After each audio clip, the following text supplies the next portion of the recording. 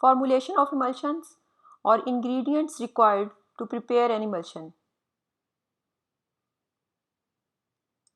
The choice of formulation components will depend on number 1, emulsion type, because the choice of excipients and their quantities greatly depend on the type of emulsion. Number 2, the route of administration, that the emulsion which we are going to formulate would be administered by which route, whether oral route, parenteral route, or external route.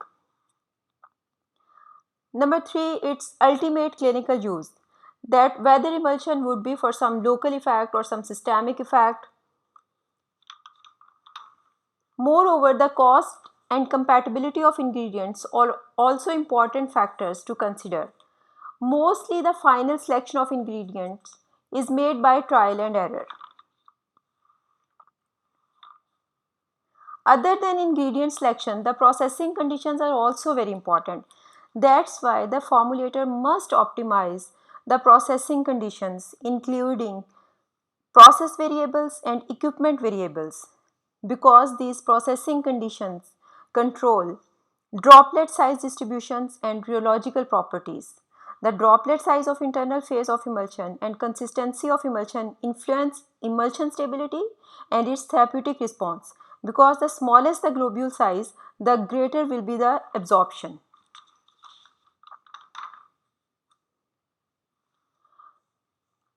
So generally the components of emulsion are aqueous phase, oil phase, emulsifying agent. These are basic ingredients of an emulsion. However, we need other excipients to prepare a stable and good quality emulsion.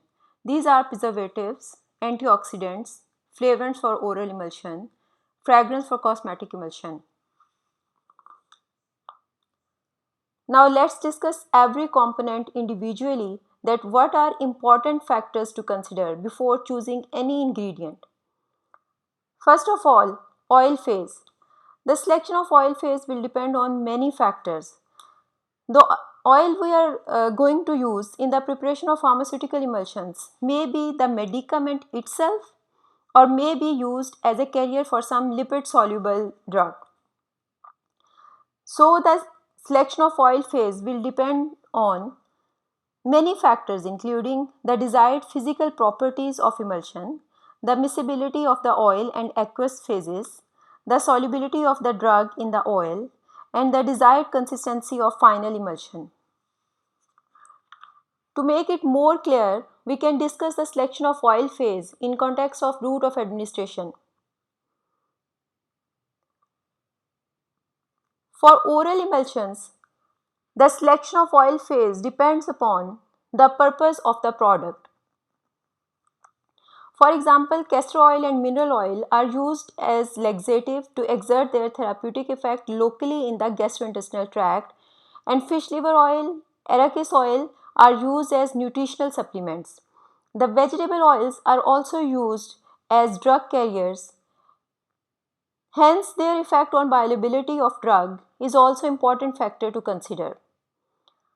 For topical or externally applied emulsions, oils based on hydrocarbons are widely used. For example, liquid paraffin, soft or hard paraffin. Similarly, turpentine oil and various silicone oils are also used. Another consideration in the selection of oil phase for a topical preparation is its feel on the skin. For parenteral emulsions, we have very limited choice of oil due to the toxic effects of oil, especially if emulsion is for intravenous administration.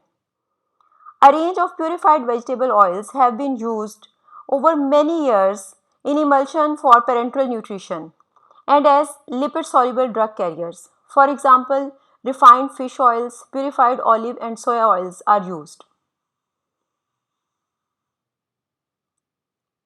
Next component is emulsifying agent. The choice of emulsifier depends on many factors, which includes type of emulsion to be prepared, that is whether it will be water in oil in water or multiple emulsion. Number 2, emulsifier toxicity in case of oral and parenteral nutritions or irritancy if applied to skin. Number 3, clinical use of emulsion. As emulsifier influence on droplet size distribution, charge, and surface properties of individual droplets, that's why they affect on in vivo fate of emulsion.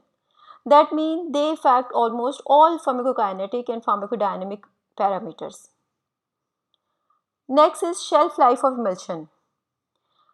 As emulsifiers are used to control emulsion stability during its shelf life, that can vary from days, as in case of extemporaneously prepared emulsions, to months or years for commercial preparations. Cost and availability is also important factor to consider.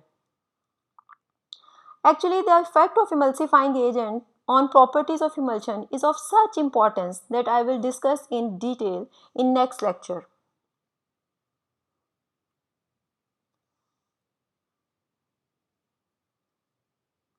Another important component is preservative. Microbial contamination may occur during the development or production of an emulsion or during its use. Frequently, the microbial contamination can arise from the use of impure raw materials or from poor sanitation during preparation. The potential sources of contamination may be from the water used, from the raw materials, especially if these are natural products, from the manufacturing and packaging equipment.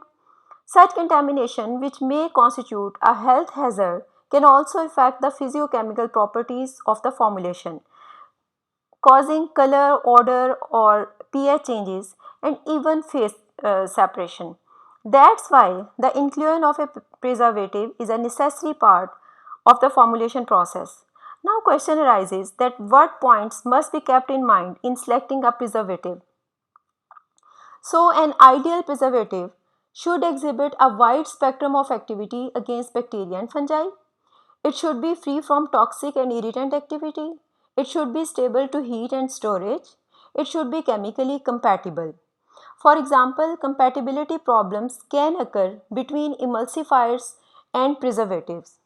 An example is polyethylene non-ionic surfactants, which are used as emulsifiers, are incompatible with phenolic preservatives.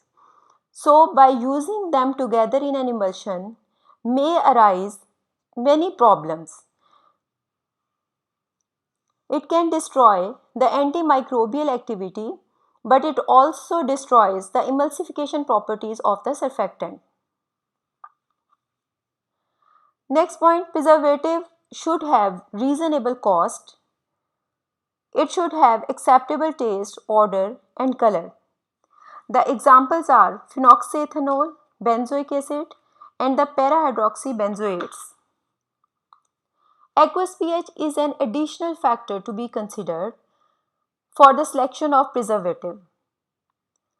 Another important point is that large volume injectable fat emulsions don't contain preservatives, and for such emulsions, sterilization is achieved by autoclaving without a preservative. Next are antioxidants. Antioxidants are important to use when emulsions contain such ingredients or drugs which are prone to autooxidation upon exposure to air and may undergo decomposition. Similarly, oxidative deterioration of vegetable oils give rise to unpleasant rancid odor and taste. This is the reason that antioxidants are added to such emulsions. Antioxidants prevent oxidative deterioration of the oil, emulsifier, or the drug itself during storage. The antioxidants commonly used in pharmacy include butylated hydroxyanisole and butylated hydroxytoluene at concentrations up to 0.2% and the alkyl galates, which are effective at very low concentrations, that is from 0.001% to 0.1%. Moreover, alpha tocopherol is added to some commercial lipid emulsions to prevent peroxidation of unsaturated fatty acids. Some other optional excipients are humectants, which are often added to dermatological preparations to reduce evaporation of water from the emulsion during storage and during their use. For example, propylene glycol, glycerol, and sorbitol at concentrations up to 5% are added. Other excipients for proper formation of emulsion are flavoring agent and sometimes coloring agent for oral emulsions and fragrances for topical cosmetic emulsions. Thank you.